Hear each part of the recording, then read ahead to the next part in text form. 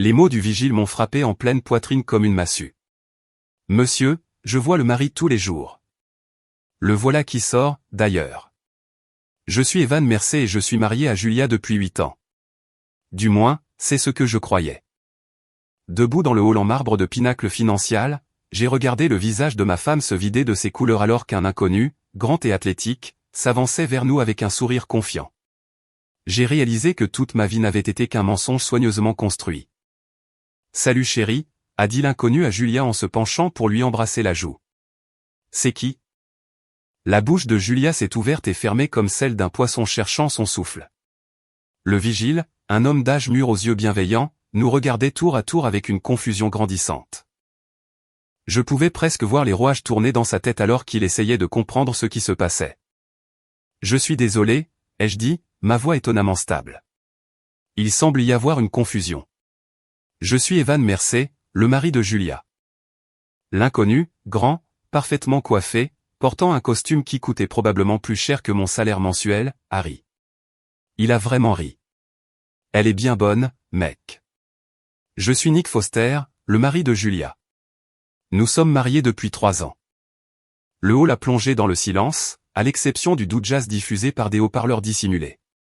D'autres employés avaient commencé à remarquer l'agitation, se rassemblant en petits groupes et chuchotant. J'ai aperçu Karina Walsh, la meilleure amie de Julia au bureau, debout près des ascenseurs, la main sur la bouche, sous le choc.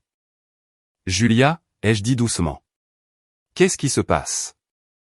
Ma femme ou la femme que je croyais être ma femme a fini par retrouver la voix. « Evan, je peux t'expliquer. » Pas besoin de t'expliquer quoi que ce soit à se déséquilibrer, l'a interrompu Nick en s'approchant de moi. La sécurité, veuillez escorter cet homme vers la sortie. Il est visiblement perturbé. C'est là que quelque chose s'est brisé en moi. Pas pour laisser place à la rage, mais à quelque chose de bien plus dangereux, la clarté. 8 ans de mariage, et je n'avais été rien de plus qu'une roue de secours. Les soirées tardives au travail, les voyages d'affaires, la distance émotionnelle progressive. Tout prenait un sens parfait maintenant. Vous savez quoi, ai-je dit en reculant vers l'ascenseur où se tenait Karina. Vous avez tout à fait raison. Je ne connais pas Julia du tout. En fait, je suis ici pour voir ma fiancée, Karina Walsh. Les yeux de Karina se sont écarquillés, mais elle a vite compris. Evan, tu es là, chérie. Je me demandais quand tu allais arriver. Elle m'a attrapé par le bras et m'a tiré dans l'ascenseur juste au moment où les portes se fermaient. Par l'interstice qui se rétrécissait, j'ai vu le visage de Julia se crisper de fureur et de panique. « C'est mon mari », a hurlé Julia, assez fort pour que la moitié du bâtiment l'entende. « C'est mon vrai mari. » Les portes de l'ascenseur se sont refermées sur ces mots, et Karina et moi sommes montés dans un silence stupéfait. « D'où Jésus, Evan », a chuchoté Karina. « Depuis combien de temps tu es au courant ?»« Environ 30 secondes de plus que toi », ai-je répondu en desserrant ma cravate. Mes mains tremblaient légèrement, mais mon esprit était d'une clarté cristalline. « Depuis combien de temps ça dure ?» Karina s'est mordu la lèvre, visiblement tiraillée entre sa loyauté envers Julia et la simple décence humaine. « Je croyais que tu savais. Enfin, je pensais que vous aviez une sorte d'arrangement. » Elle parle de Nick constamment, elle l'amène aux fêtes de bureau, le présente comme son mari aux clients. L'ascenseur a émis un léger tintement en arrivant au 15e étage. Les portes se sont ouvertes pour révéler les bureaux d'entreprise élégants de Pinacle Financial, des murs entièrement vitrés, des meubles modernes, et le murmure subtil du succès. C'était le monde de Julia, l'endroit où elle avait construit sa vie sans moi. Depuis combien de temps, Karina? Elle a soupiré. 3 ans, peut-être plus. Evan, je suis tellement désolé. Je pensais vraiment. 3 ans, ai-je répété. 3 ans de mensonges. 3 ans à rentrer à la maison pour retrouver une femme qui vivait une vie entièrement séparée pendant les heures de bureau. Et tout le monde ici pense que Nick est son mari? Tout le monde. La PDG les a présentés à la fête de Noël de l'entreprise comme le couple vedette. Nick est le directeur du développement stratégique. Ils travaillent constamment ensemble, voyagent ensemble pour affaires. Karina a laissé sa phrase en suspens en voyant l'expression de mon visage. Je me suis approché des grandes fenêtres donnant sur la ville. Quelque part en bas, Julia était probablement en train de faire une crise de nerfs complète dans le hall. Cette pensée aurait dû me procurer de la satisfaction, mais au lieu de cela, je me sentais étrangement calme. « Karina, j'ai besoin que tu me rendes un service. Tout ce que tu veux. Ne dis pas à Julia que nous avons parlé. Pour autant qu'elle le sache, tu m'as aidé parce que tu pensais que j'étais un fou furieux au hasard et tu essayais de désamorcer la situation. » Elle a hoché la tête lentement. « Qu'est-ce que tu vas faire ?» Je me suis tourné vers elle avec ce que j'espérais être un sourire rassurant. « Je vais découvrir exactement à qui je suis marié depuis 8 ans, et ensuite je déciderai de ce que je vais en faire. » L'ascenseur a de nouveau tinté, et Julia en a jailli, le visage rouge et ses cheveux, d'habitude parfaits, ébouriffés. Derrière elle, Nick suivait avec l'expression suffisante d'un homme habitué à obtenir ce qu'il veut. « Karina, éloigne-toi de lui », a dit Julia, la voix tendue par une panique à peine contrôlée. « Cet homme est dangereux. Il me harcèle. » Je devais admirer sa vivacité d'esprit.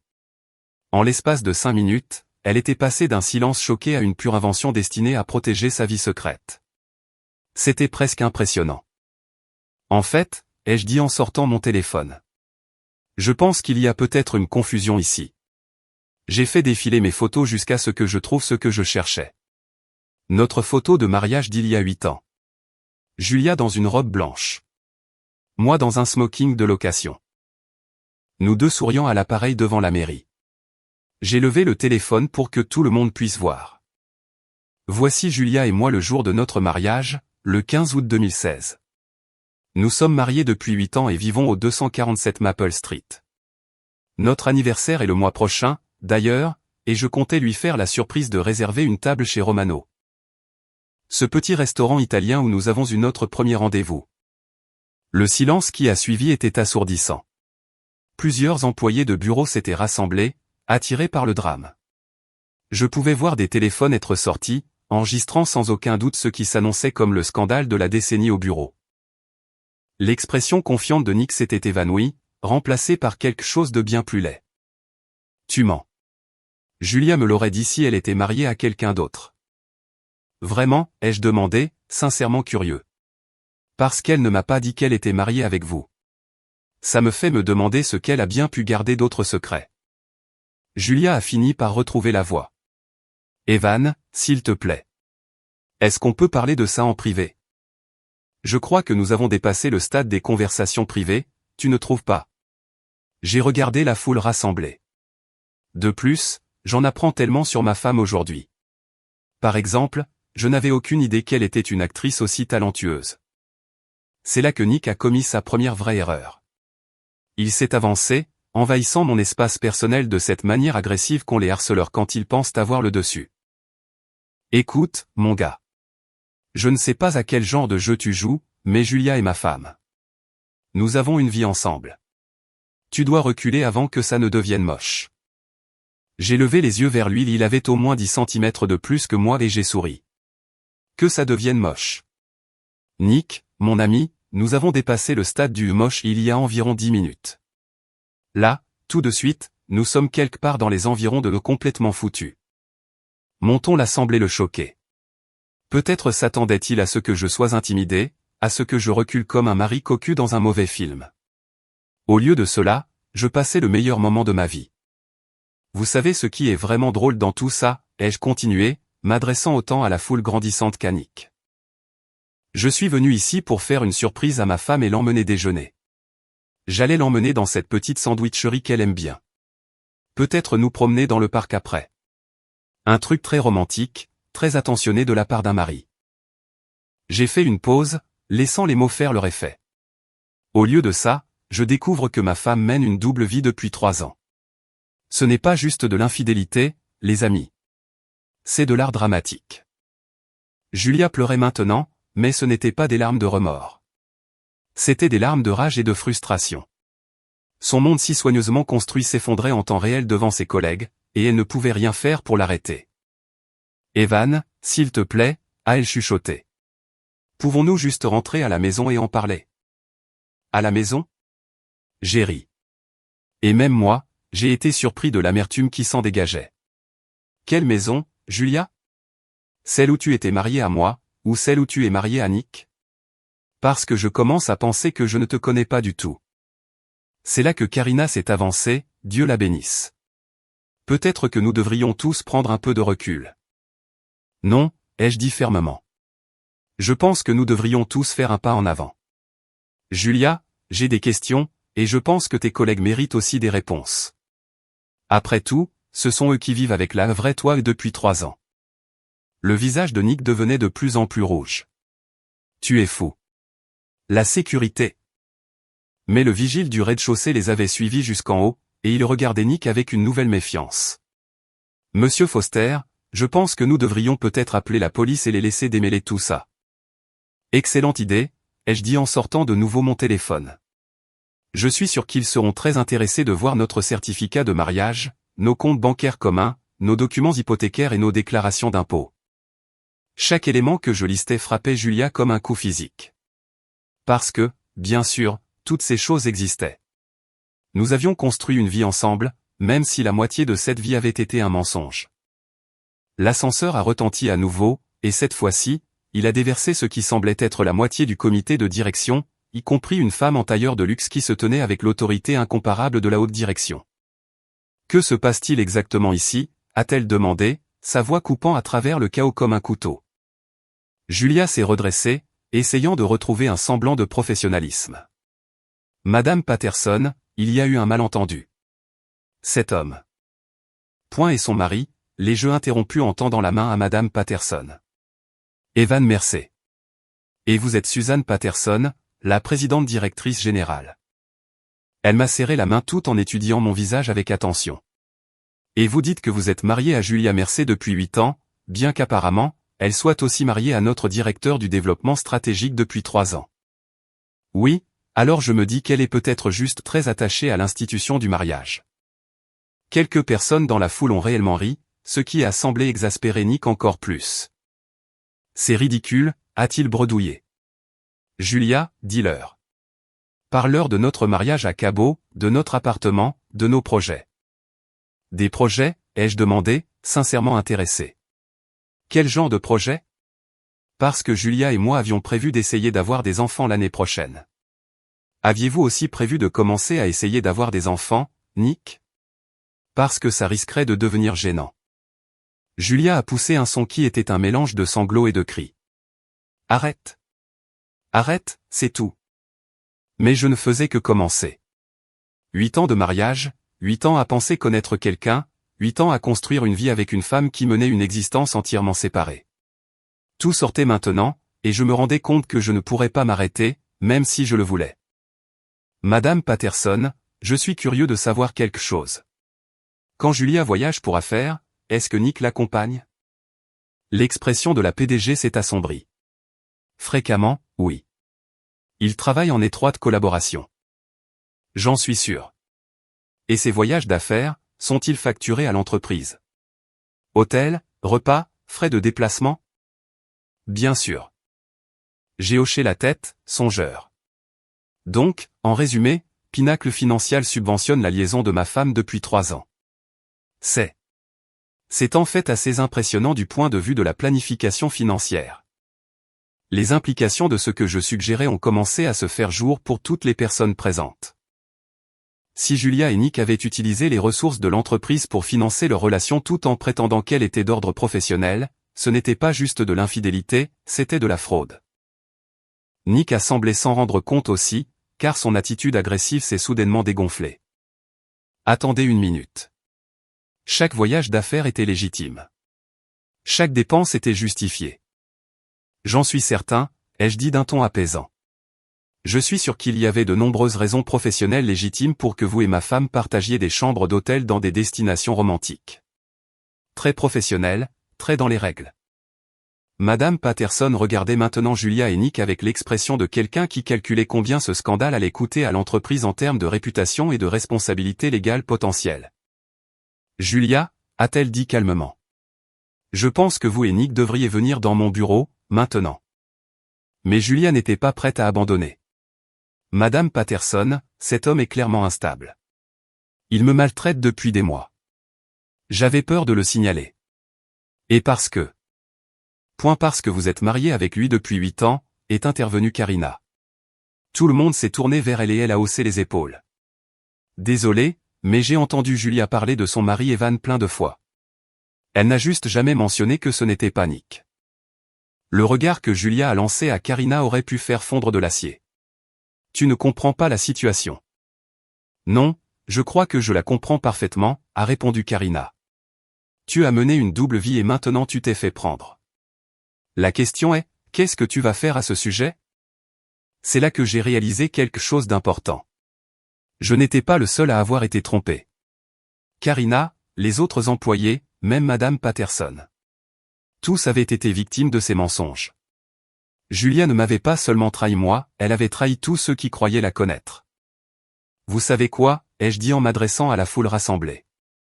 Je pense que j'ai appris tout ce que j'avais besoin de savoir aujourd'hui. Julia, je demanderai le divorce dès lundi matin.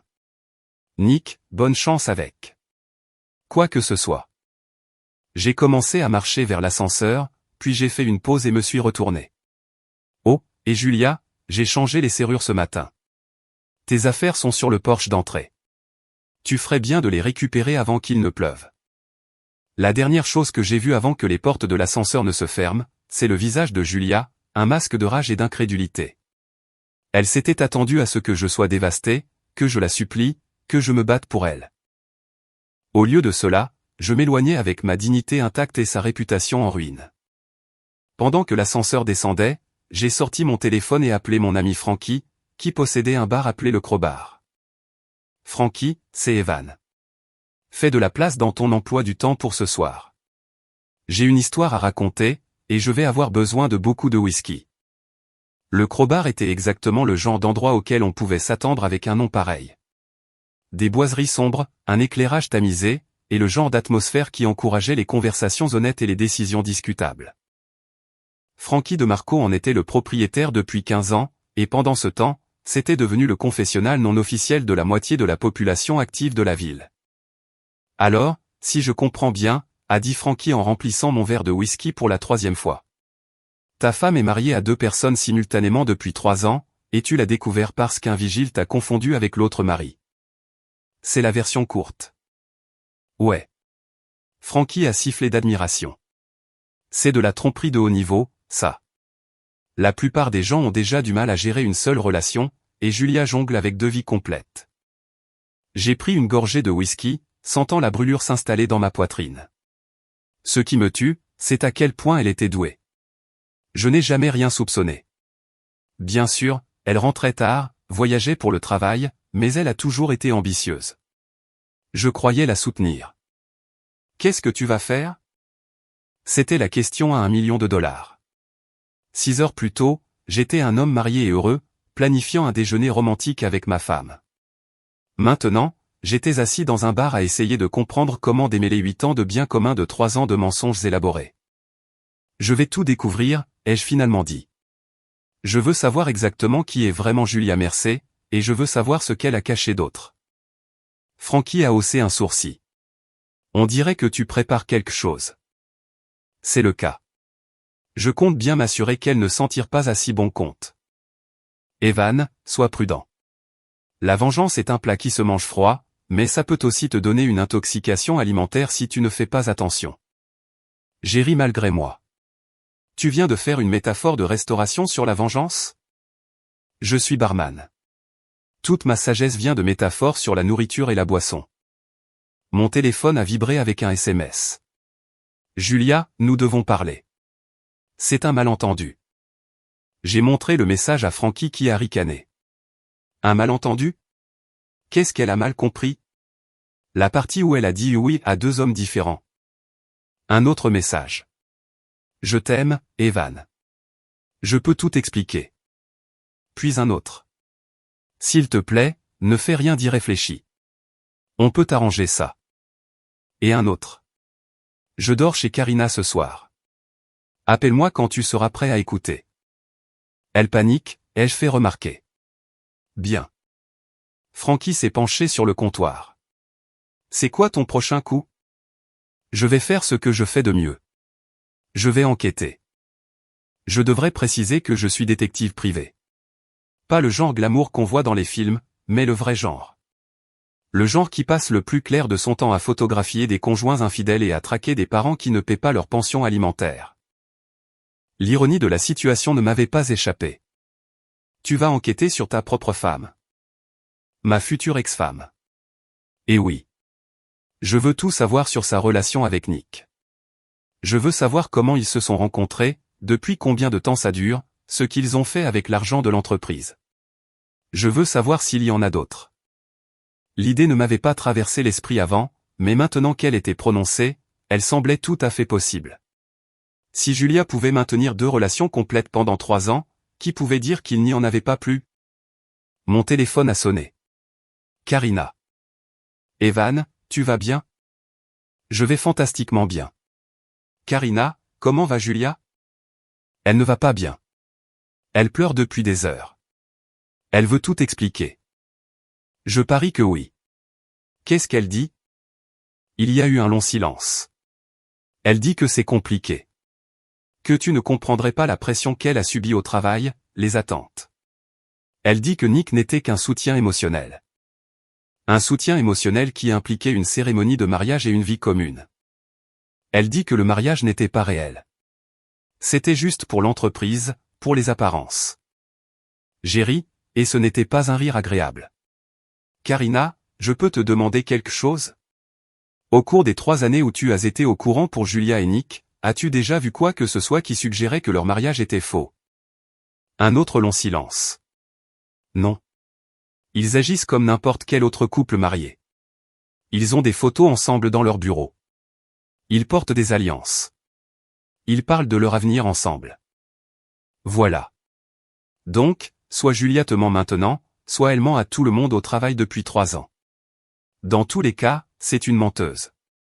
Evan, je pense que tu devrais l'écouter. Peut-être qu'il y a plus dans cette histoire que... Karina, j'apprécie que tu essaies d'aider. Mais j'ai besoin que tu comprennes quelque chose. Je me fiche de savoir pourquoi Julia a fait ce qu'elle a fait. Je me fiche de la pression au travail ou des attentes ou de n'importe quelle justification qu'elle a trouvée. Elle a fait le choix de me tromper pendant 3 ans. Ce n'est pas une erreur ou un malentendu. C'est une trahison délibérée et continue. Qu'est-ce que tu vas faire? Je vais m'assurer qu'elle assume les conséquences de ses choix. Après avoir raccroché, Frankie s'est versé un verre. Tu sais, depuis toutes ces années que je te connais, je ne t'ai jamais vu comme ça. Comme quoi? Froid. Calculateur. D'habitude, quand quelqu'un a été trompé, soit il s'effondre, soit il entre dans une rage folle. Tu ne fais ni l'un ni l'autre. Il avait raison. J'aurais dû être dévasté. J'aurais dû être en colère.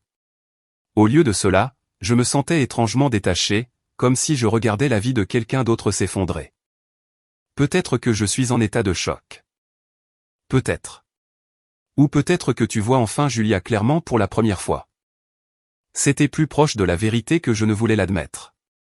Combien de signes avais-je manqué? Combien de mensonges avais-je accepté sans poser de questions? Mon téléphone a vibré à nouveau. Cette fois, c'était un numéro que je ne connaissais pas. Evan, c'est Nick Foster. Nous devons parler. J'ai mis le téléphone sur haut-parleur pour que Frankie puisse entendre.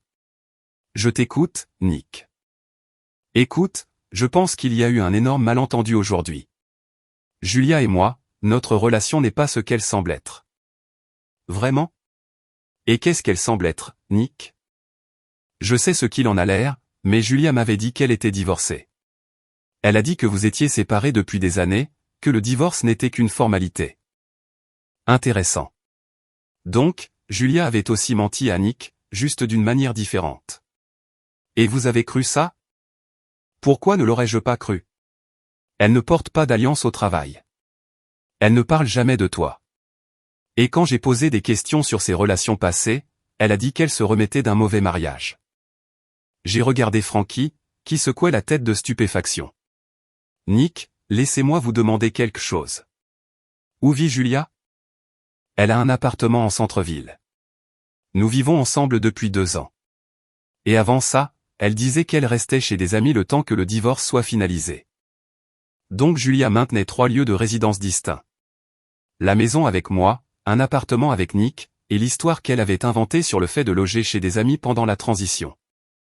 Nick, je déteste être celui qui vous annonce ça, mais Julia et moi vivons ensemble en tant que mari et femme depuis toute la durée de votre relation. Nous partageons un prêt hypothécaire, des comptes bancaires communs, et jusqu'à ce matin, je croyais que nous avions un mariage heureux. Il y a eu un long silence à l'autre bout du fil. C'est impossible. Vraiment? À quand remonte la dernière fois que vous êtes allé à l'appartement de Julia en semaine?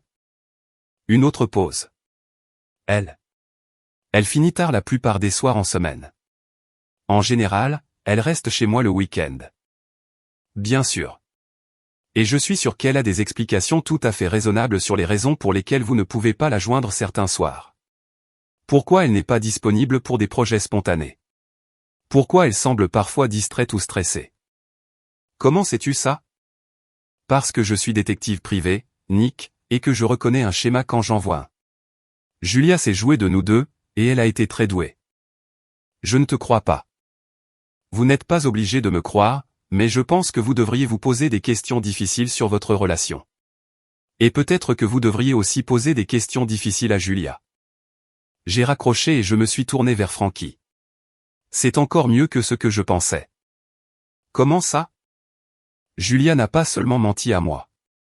Elle a aussi menti à Nick. Elle lui a dit que j'étais un ex-mari, lui a dit qu'ils vivaient ensemble, a créé une narration fictive entière pour justifier leur relation.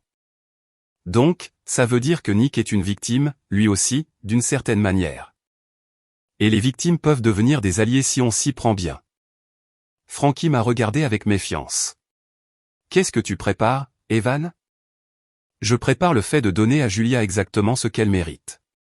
Mais d'abord, j'ai besoin de faire quelques recherches. J'ai passé les 3 heures suivantes au crowbar à utiliser mon ordinateur portable pour fouiller dans la relation professionnelle de Julia et Nick. Dossiers publics, réseaux sociaux, déclarations d'entreprise, toutes les miettes numériques que les gens laissent derrière eux quand ils pensent que personne ne fait attention. Ce que j'ai trouvé était fascinant. Julia et Nick voyageaient ensemble pour le travail au moins une fois par mois depuis 3 ans.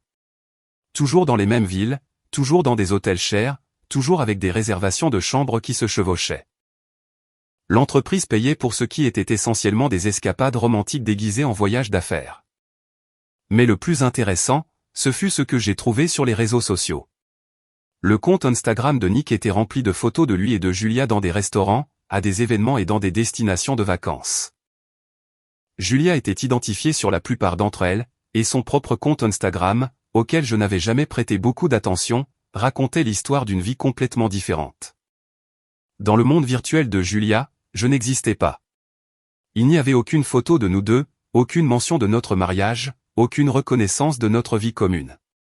À la place, il y avait des centaines de photos avec Nick remontant à 3 ans. Des photos d'eux à des fêtes d'entreprise, lors de week-ends, lors de dîners romantiques. Des photos qui racontaient l'histoire d'une relation très réelle et très publique, du moins dans leur cercle professionnel. Regarde ça, ai-je dit en montrant à Frankie une photo datant d'il y a 6 mois. Julia et Nick lors d'un séminaire d'entreprise, portant tous les deux des t-shirts assortis avec l'inscription équipe Foster Mercé. Ils ont apparemment accolé leur nom. Et regarde ça. J'ai fait défiler jusqu'à une autre photo, provenant du compte de Nick. Julia portant une bague en diamant. Tous les deux souriant à l'objectif. La légende disait, 2 ans déjà et ce n'est pas fini, avec ma magnifique femme. Jésus, Evan, ce n'est pas juste une liaison. C'est une identité alternative complète. C'est là que ça m'a frappé. Julia ne m'avait pas trompé avec Nick. Elle avait trompé Nick avec moi. Et dans son esprit, dans sa vie professionnelle, dans sa présence sur les réseaux sociaux, Nick était son vrai mari, et j'étais le secret qu'elle gardait caché. La réalisation aurait dû être dévastatrice, mais au lieu de cela, ce fut libérateur. Je ne perdais pas ma femme au profit d'un autre homme. Je découvrais que la femme que je croyais être mon épouse n'avait en réalité jamais existé. Frankie, j'ai besoin de te demander un service. Dis-moi. J'ai besoin que tu m'aides à organiser une petite fête. Madame Arlo, ma voisine d'à côté, était une bibliothécaire à la retraite de 78 ans, dotée de l'instinct d'investigation d'un détective chevronné et de la flexibilité morale d'un producteur de télé-réalité. quand j'ai frappé à sa porte à 8 heures du matin avec une boîte de ses pâtisseries préférées de la boulangerie Muller, elle a su qu'il se tramait quelque chose. Evan, mon chéri, tu as une mine affreuse. Est-ce que tout va bien? En fait, Madame Harlow, j'aurais besoin de votre aide pour quelque chose. Ça concerne Julia. Ses yeux se sont illuminés d'intérêt. Madame Harlow n'avait jamais particulièrement aimé Julia, même si elle était trop polie pour le dire directement. Mais j'avais surpris ses regards désapprobateurs au fil des années, la façon dont elle pinçait les lèvres quand Julia partait tôt pour le travail et rentrait tard. Qu'y a-t-il avec Julia? J'ai découvert hier qu'elle a une liaison depuis 3 ans. La main de Madame Harlow a volé à sa poitrine. Oh mon Dieu, Evan. Je suis tellement désolé. Mais je dois dire que je ne suis pas entièrement surprise. Vous ne l'êtes pas? Eh bien, il y a eu quelques irrégularités. Je ne voulais rien dire parce que ce n'était pas mes affaires. Mais elle m'a fait signe d'entrer et m'a conduit dans sa cuisine d'où elle avait une vue parfaite sur notre maison à travers la fenêtre. Cet homme vient rôder depuis des mois. Habituellement les après-midi en semaine quand vous êtes au travail. Il se gare dans votre allée comme s'il était chez lui. Il utilise sa propre clé pour entrer. Je supposais que vous étiez au courant. Mon sang n'a fait qu'un tour. Quel homme? Un gaillard à l'allure sportive. Il conduit une voiture électrique de luxe. Lui et Julia. Eh bien, ils ont l'air très à l'aise l'un avec l'autre. Nick était venu chez moi, dans mon lit, il avait probablement utilisé ma douche, mangé ma nourriture, vécu dans mon espace pendant que j'étais dehors en train de travailler pour payer le crédit. Madame Harlow, j'ai besoin de vous demander un autre service. Cela va paraître étrange, mais j'ai besoin que vous gardiez un œil sur la maison aujourd'hui. Julia est censée passer chercher ses affaires, et je veux savoir si elle amène quelqu'un avec elle. Bien sûr, mon chéri. Tout ce dont tu as besoin. Et si je vois quoi que ce soit d'intéressant, quoi que ce soit du tout, ça te dérangerait que je prenne quelques photos? Juste pour tes dossiers. Le sourire de Madame Harlow était positivement prédateur. Ce sera avec un immense plaisir. J'ai passé la matinée à mon bureau, qui n'était en réalité qu'un petit local dans un centre commercial de banlieue entre un service de préparation d'impôts et un salon de manucure. J'avais 3 dossiers en cours, une personne disparue, une fraude aux indemnités d'accident du travail, et un litige de garde d'enfants. Mais je n'arrivais à me concentrer sur aucun d'entre eux. Au lieu de cela, je me suis retrouvé à enquêter sur la relation de Julia et Nick avec la même minutie méthodique que je réservais habituellement aux clients qui me payaient. Ce que j'ai découvert était encore plus élaboré que ce que j'avais initialement pensé. Nick Foster n'était pas seulement le mari de Julia au travail. Il était son mari de travail avec des avantages, ce qui incluait un compte chèque commun, des cartes de crédit partagées, et le bail d'un appartement en centre-ville qu'ils avaient tous les deux signé. Ils s'étaient construit une vie financière complète ensemble, distincte de celle que Julia partageait avec moi. L'appartement était intéressant. 140 mètres carrés dans l'un des immeubles les plus chers de la ville, avec un loyer qui aurait été impossible à assumer pour l'un ou l'autre seul. Mais ensemble, avec leur salaire combiné de pinacle financier, ils pouvaient vivre très confortablement. J'ai ouvert le site web de l'immeuble et fait défiler les photos des équipements. Piscine, centre de remise en forme, terrasse sur le toit, service de conciergerie. C'était le genre d'endroit où Julia avait toujours dit vouloir vivre. Le genre d'endroit qu'elle prétendait que nous n'avions pas les moyens de nous offrir. Sauf qu'elle en avait les moyens. Elle n'avait juste pas les moyens de se l'offrir avec moi. Mon téléphone a sonné. Frankie. Comment avance l'enquête? Mieux que prévu. Julia et Nick jouent à la maison depuis 3 ans, avec finances partagées et un appartement de luxe. Mais voici la partie intéressante, ils financent leur train de vie avec de l'argent qui aurait dû servir à payer notre prêt hypothécaire et les dépenses du foyer. Comment ça? Julia dépose ses chèques de paie sur le compte qu'elle partage avec Nick, puis elle transfère juste assez sur notre compte commun pour couvrir sa part de nos factures. Mais sur nos déclarations d'impôts, elle déclare gagner beaucoup moins que ce qu'elle gagne en réalité. C'est de la fraude. C'est exactement ça. Et ce n'est pas tout. Tu te souviens des voyages d'affaires qu'elle faisait avec Nick? Ceux que l'entreprise paie? Ils les réservent des chambres séparées, puis se font rembourser l'une d'elles et empochent la différence. Jésus, Evan. Ce n'est pas juste de l'infidélité. C'est du détournement de fonds. Je sais, et je vais m'assurer que tout le monde le sache. À midi, Madame Arlo m'a appelé. Evan, mon chéri, il faut que tu vois ça. Julia vient d'arriver avec cet homme et 2 autres personnes. Ils sont en train de charger des affaires dans un camion de déménagement. Quel genre d'affaires? Des meubles, surtout. L'ensemble de la salle à manger, les meubles du salon, ta télévision. On dirait qu'elle prend tout ce qui n'est pas cloué au sol. J'ai ressenti une bouffée de rage qui a rapidement été remplacée par quelque chose de bien plus utile, une opportunité. Madame Arlo, êtes-vous toujours en train de prendre des photos? Oh oui, mon chéri.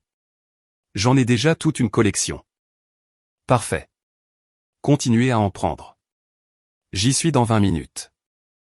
J'ai roulé jusqu'à la maison plus vite que ce qui était probablement légal, mon esprit foisonnant de possibilités. Julia était en train de commettre une autre erreur, et j'allais m'assurer qu'elle la paie. Quand j'ai tourné dans Maple Street, j'ai vu le camion de déménagement dans mon allée. La voiture de Julia était là, avec la Tesla de Nick et une voiture que je ne reconnaissais pas. Par la fenêtre de mon salon, je pouvais voir des gens s'agiter à l'intérieur. Je me suis garé de l'autre côté de la rue et j'ai appelé la police. Je voudrais signaler un cambriolage en cours. Monsieur, êtes-vous sur les lieux actuellement? Je suis de l'autre côté de la rue. Il y a 4 personnes dans ma maison en ce moment même, en train de charger mes biens dans un camion de déménagement. Je ne sais pas comment ils sont entrés, mais ils prennent tout. Êtes-vous le propriétaire? Oui. La maison est à mon nom et j'ai les seules clés. J'ai changé les serrures hier. Ce n'était pas tout à fait vrai. La maison était à nos 2 noms, mais Julia avait perdu son droit d'y être lorsqu'elle avait décidé de s'installer avec Nick. Nous envoyons une unité sur place dans 5 minutes. Pendant que j'attendais, j'ai appelé mon avocat, David Chen, que j'avais engagé le matin même. David, c'est Evan Mercer. Julia est à la maison en ce moment avec Nick et d'autres personnes, et ils sont en train de voler mes meubles. Evan, techniquement, ce sont des biens matrimoniaux. Elle a le droit de. Pas si elle vit avec un autre homme depuis 3 ans et qu'elle contribue à un foyer distinct.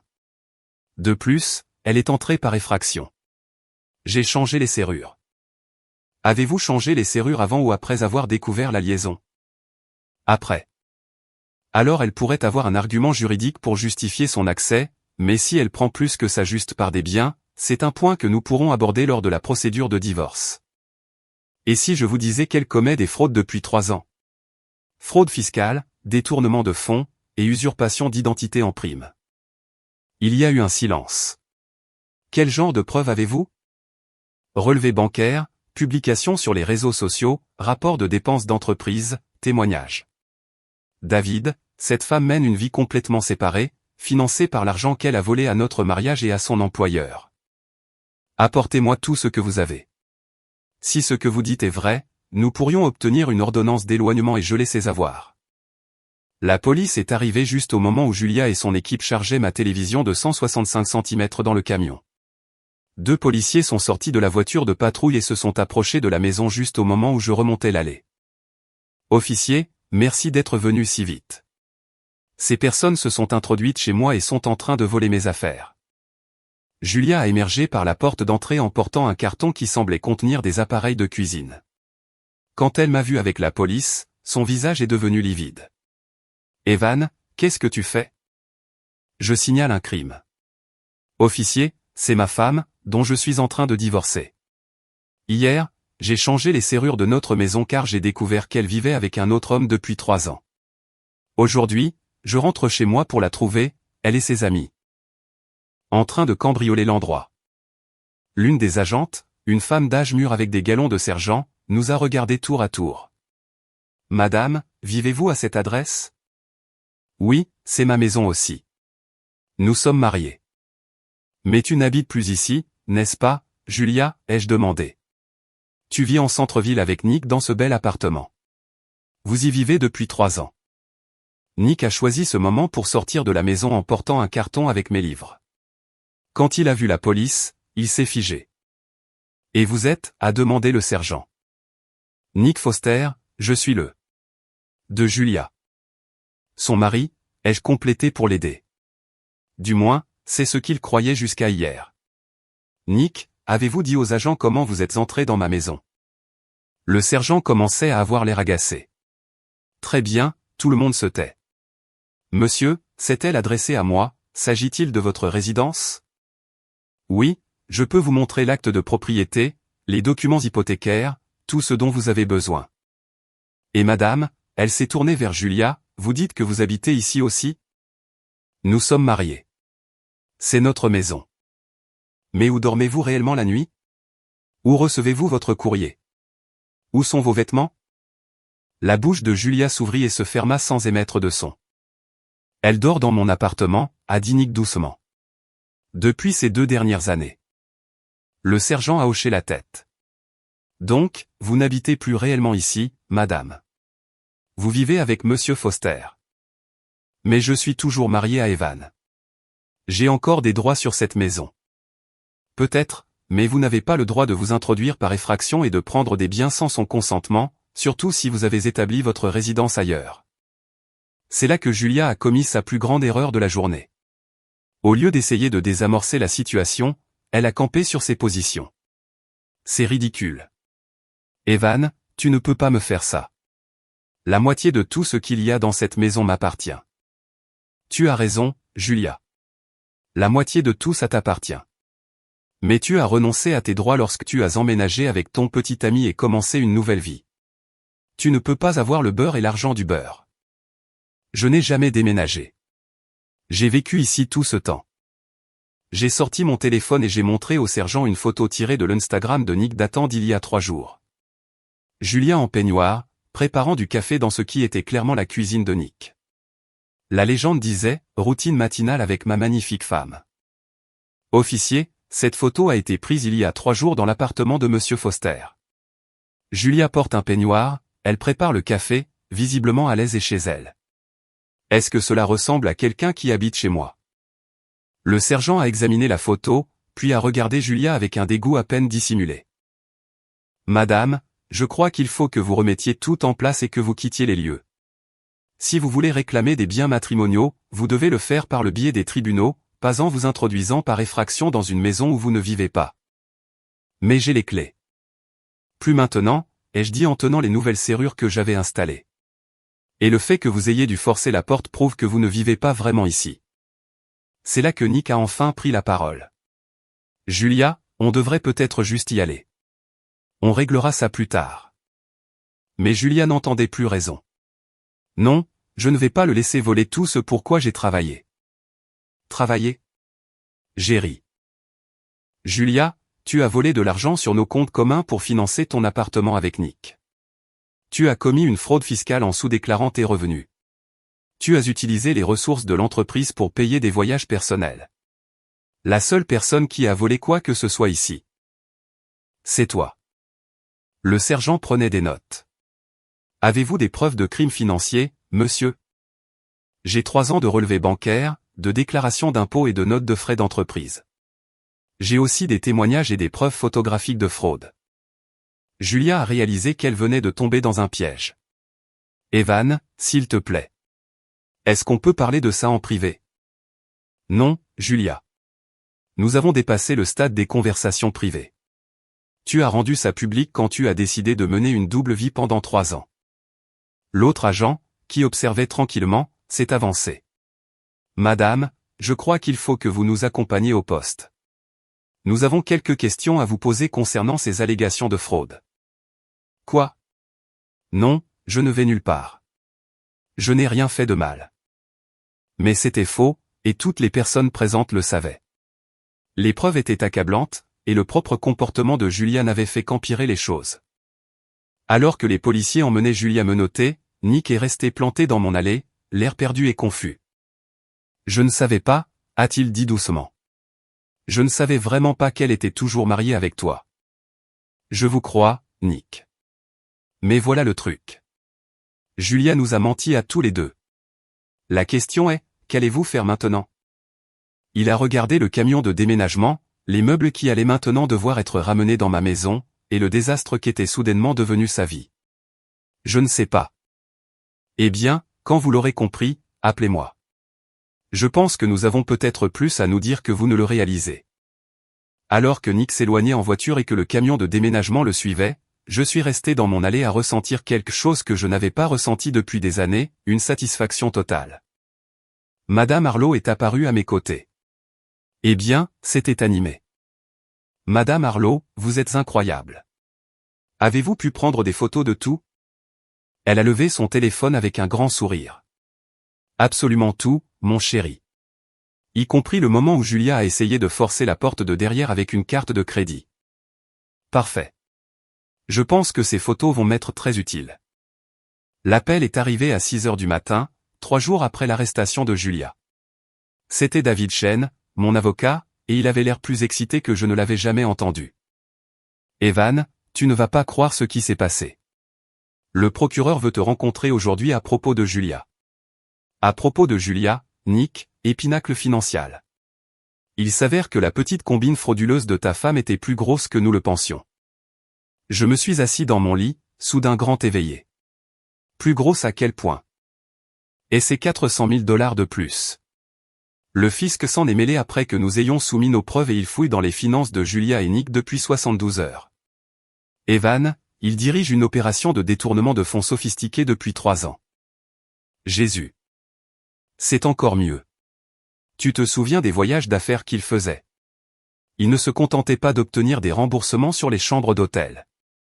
Il créait de faux comptes fournisseurs, soumettait des notes de frais frauduleuses. Et facturait à l'entreprise des services qui n'ont jamais existé. L'argent allait directement sur leur compte commun. Je suis sorti du lit et je me suis approché de la fenêtre. C'était une belle matinée, claire et lumineuse, et j'avais l'impression de voir le monde clairement pour la première fois depuis des années. David, qu'est-ce que ça signifie pour le divorce? Ça signifie que Julia va en prison, et que tu vas tout récupérer. La maison, les voitures, les comptes retraite, tout. Elle ne peut pas réclamer des biens matrimoniaux quand ces biens ont été achetés avec de l'argent qu'elle a volé. Et Nick? Nick coopère à l'enquête. Apparemment, il a tenu des registres méticuleux de leurs activités financières parce qu'il pensait qu'il s'agissait de dépenses professionnelles légitimes. Il va témoigner contre Julia en échange d'une réduction de peine. J'ai dû rire. Même dans son entreprise criminelle, Julia avait réussi à choisir un partenaire qui finirait par la trahir. Quand est-ce que je rencontre le procureur? Cet après-midi, Evan. Je veux que tu comprennes ce qui se passe ici. Ce n'est plus juste un divorce. C'est une affaire fédérale. Julia risque entre 5 et 10 ans de prison, et la publicité autour de ça va être énorme. Après avoir raccroché, j'ai préparé du café et je me suis assis dans ma cuisine, essayant d'assimiler tout ce qui s'était passé la semaine précédente.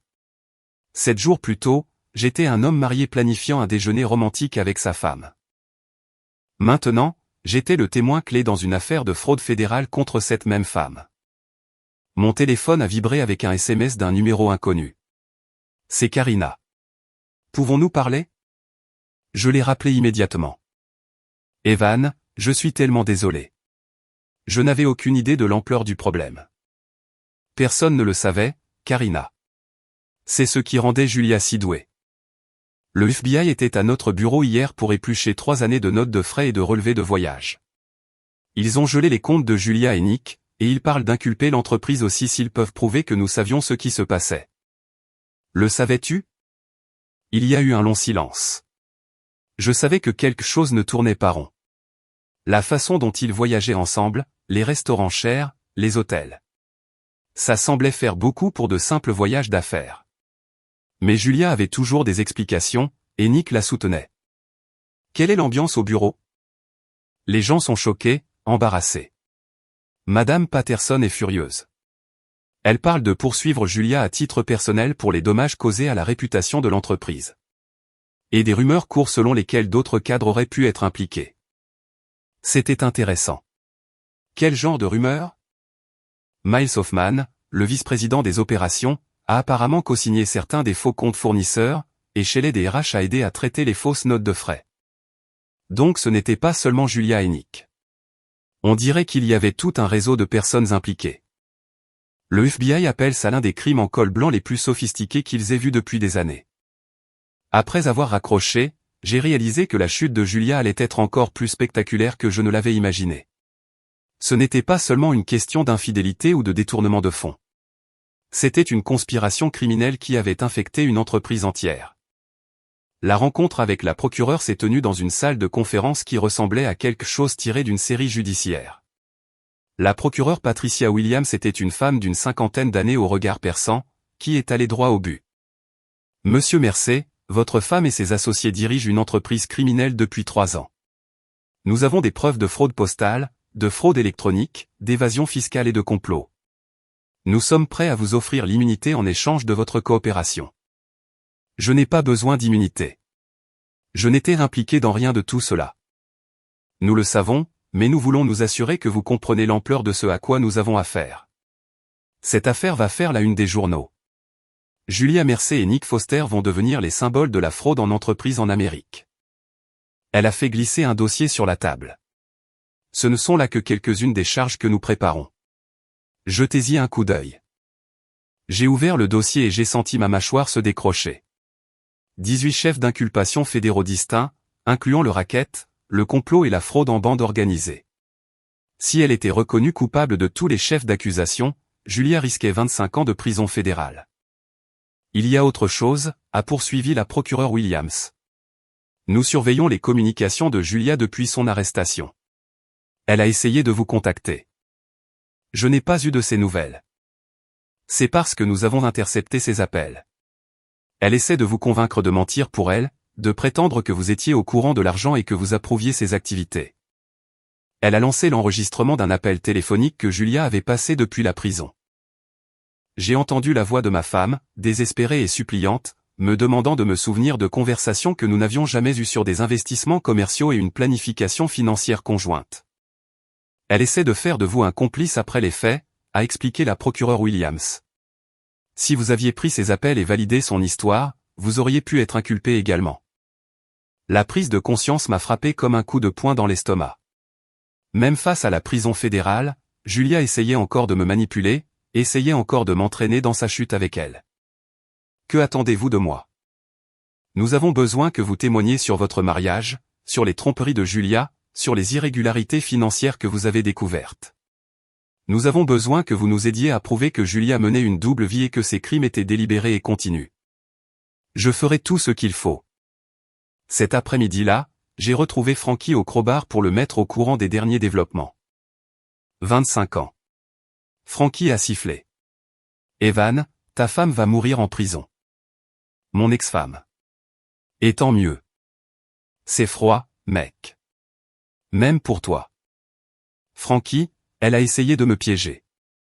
Même après tout ce qu'elle a fait, même après avoir été prise la main dans le sac, elle essayait encore de détruire ma vie pour sauver la sienne. Et Nick? Nick coopère. Apparemment, il ne connaissait vraiment pas l'étendue de la fraude. Julia l'avait convaincu que tout ce qu'il faisait était légal, juste de la comptabilité créative. Tu y crois, toi? J'y ai réfléchi. En fait, oui. Nick est beaucoup de choses, mais ce n'est pas un génie du crime. C'est juste un type qui s'est fait séduire par une femme beaucoup plus intelligente et beaucoup plus impitoyable qu'il ne le pensait. Alors, que se passe-t-il maintenant? Maintenant, j'attends le procès, et je refais ma vie. Mais Julia n'en avait pas encore fini. 2 jours plus tard, elle a été libérée sous caution. Apparemment, la famille de Nick avait mis sa propre maison en garantie pour la payer, et elle a immédiatement lancé une campagne médiatique pour se faire passer pour la victime. Elle a donné une interview aux infos locales, affirmant que j'étais violent, qu'elle avait eu peur de me quitter, et que sa relation avec Nick avait été sa seule échappatoire d'un mariage toxique. Elle a engagé un avocat de la défense très réputé qui a tenu une conférence de presse. Affirmant que Julia était poursuivie, pour avoir vécu sa vérité, et que les accusations portées contre elle étaient l'œuvre d'un ex-mari vindicatif qui n'arrivait pas à accepter que sa femme ait trouvé le bonheur avec quelqu'un d'autre. L'histoire est devenue virale. Le hashtag Justice pour Julia a commencé à monter en tendance sur les réseaux sociaux, avec des milliers de personnes défendant son droit de quitter un mariage malheureux et appelant à l'abandon des poursuites. Pendant environ 12 heures, j'ai été le grand méchant de l'histoire. Puis, Madame Arlo est passée à la télévision. Ma voisine de 78 ans, vêtue de sa plus belle tenue du dimanche et s'exprimant avec le ton calme et mesuré d'une bibliothécaire à la retraite, a systématiquement détruit le récit de Julia. Je vis à côté d'Evan et Julia Mercé depuis 8 ans, a-t-elle déclaré au journaliste. Evan Mercé est l'un des hommes les plus gentils et les plus attentionnés que j'ai jamais connus. Il déblaye mon allée en hiver, me fait mes courses quand je suis malade, et n'a jamais élevé la voix une seule fois, même quand Julia lui hurlait dessus parce qu'il rentrait tard du travail. Le journaliste a posé des questions sur les allégations d'abus de Julia. Abus ? Madame Arlo a ri. Le seul abus dans ce foyer était la façon dont Julia traitait son mari. Elle le rabaissait, l'ignorait et le traitait comme un domestique, puis elle disparaissait pendant des jours, laissant Evan se faire un sang d'encre sur l'endroit où elle se trouvait. Mais la véritable bombe est tombée lorsque Madame Arlo a sorti ses photos. J'ai 3 ans de photographies montrant le petit ami de Julia allant et venant de la maison pendant qu'Evan était au travail. J'ai des photos d'eux chargeant de l'argent volé dans des voitures de luxe, des photos d'eux riant de leur tromperie, des photos d'eux célébrant leur fraude. Les photos étaient accablantes. Julia et Nick chargeant des cartons dans sa Tesla, tous les deux souriant et riant. Julia embrassant Nick dans mon allée tout en portant le collier en diamant que je lui avais offert pour notre anniversaire de mariage. Nick utilisant sa clé pour entrer chez moi avec des fleurs et du champagne. Le hashtag Justice pour Julia a disparu du jour au lendemain, remplacé par Julia la voleuse et elle arnaqueuse. Le procès a duré 3 semaines. J'ai témoigné pendant 2 jours, détaillant pour le jury 8 années de mariage, 3 années de tromperie et le système de fraude élaboré qui avait financé la double vie de Julia. L'avocat de la défense de Julia a essayé de me dépeindre comme un mari contrôlant qui avait poussé sa femme dans les bras d'un autre homme. Mais les preuves étaient accablantes. Les relevés bancaires, les notes de frais, les témoignages et des centaines de photos racontaient l'histoire d'une entreprise criminelle calculée. Nick a témoigné contre Julia, admettant qu'elle avait été le cerveau de toute l'opération et qu'elle l'avait convaincu que leurs activités étaient légales. Il a écopé de 5 ans de mise à l'épreuve en échange de sa coopération. Julia a été reconnue coupable de 16 des 18 chefs d'inculpation. Le juge l'a condamnée à 15 ans de prison fédérale et lui a ordonné de payer 400 000 $ de dédommagement. Alors que l'huissier l'emmenait menotter, Julia s'est tournée pour me regarder une dernière fois. Je m'attendais à voir de la haine, de la colère, ou même des remords.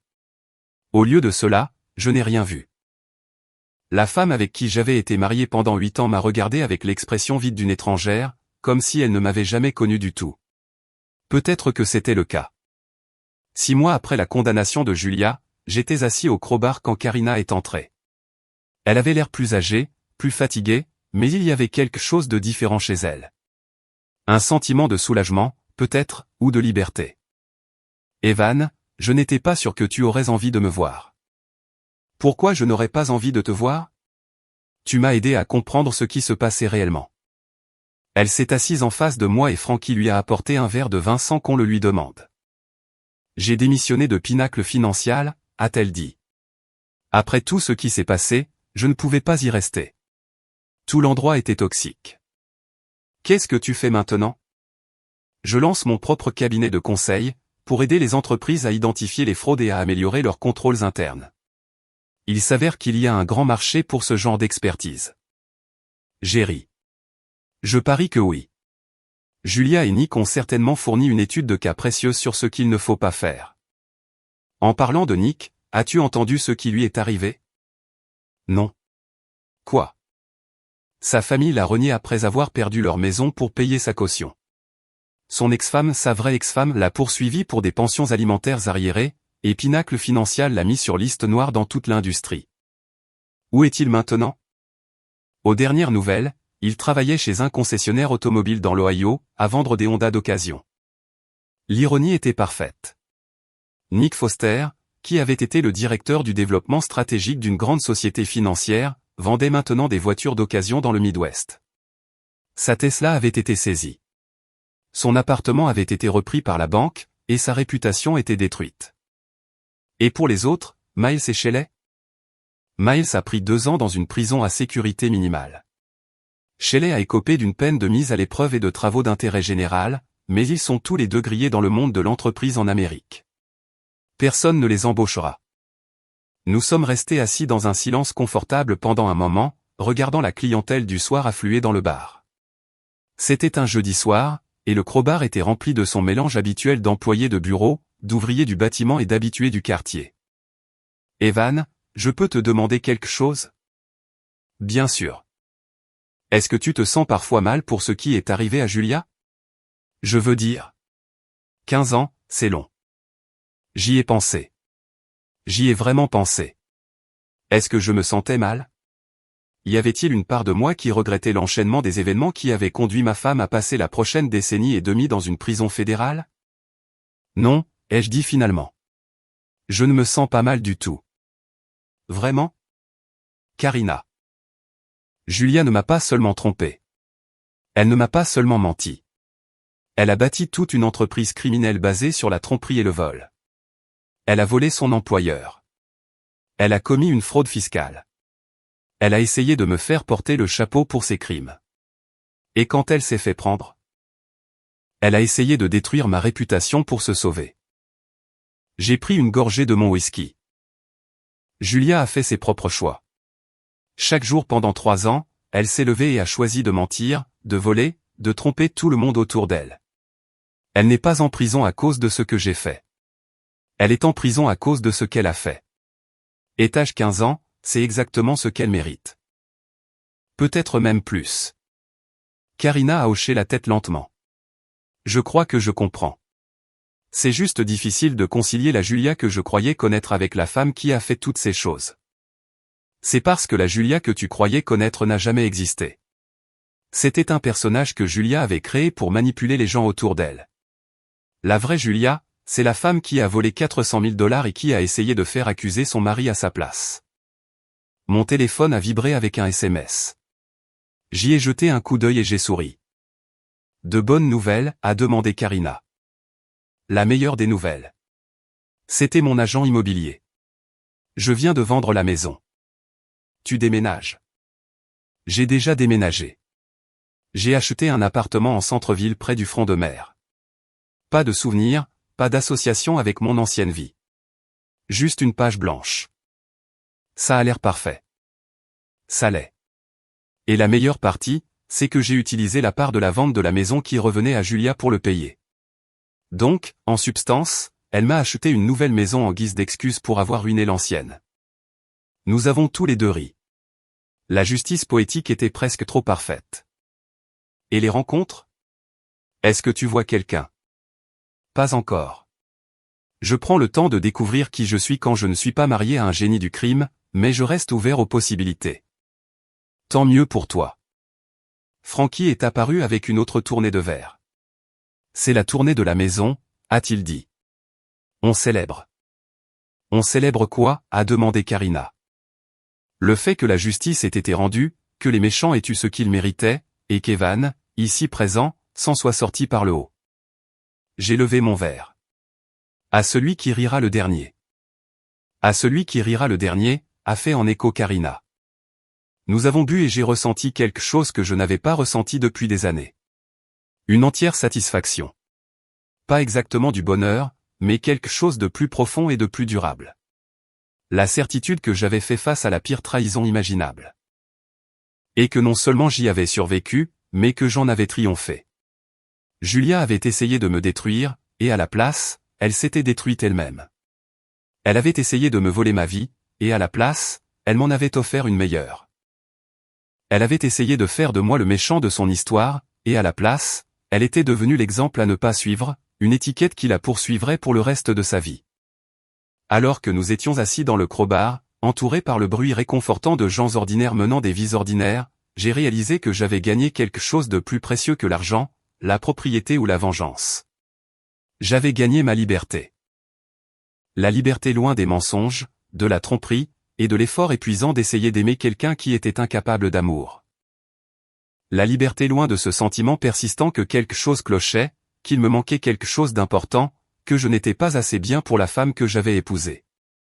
Julia allait passer les 15 prochaines années dans un pénitencier fédéral à réfléchir aux choix qu'elle avait faits et à la vie qu'elle avait gâchée. Elle aurait tout le temps de méditer sur le fait que son plan élaboré avait non seulement échoué, mais s'était retourné contre elle de manière si spectaculaire qu'elle avait tout perdu. Et moi, j'allais passer les 15 prochaines années, et j'espère bien d'autres après, à vivre la vie que j'aurais dû vivre depuis le début. Une vie basée sur l'honnêteté, sur des relations authentiques, sur le simple plaisir d'être exactement qui j'étais sans avoir à m'en excuser ou à faire semblant. Celui qui rira le dernier, en effet.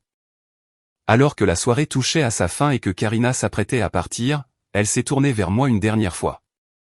Evan, j'espère que tu trouveras quelqu'un qui te mérite. J'ai déjà trouvé, ai-je dit en levant mon verre vers elle. Je me suis trouvé moi-même.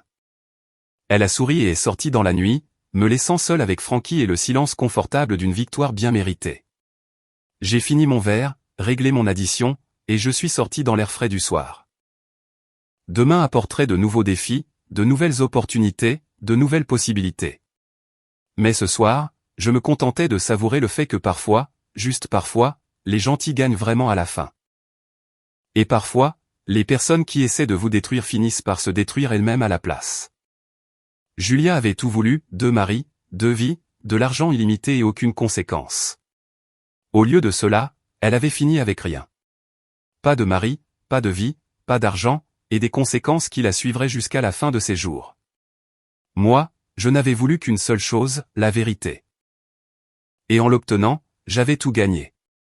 Le dernier rire était pour moi, et il était plus doux que tout ce que j'aurais pu imaginer.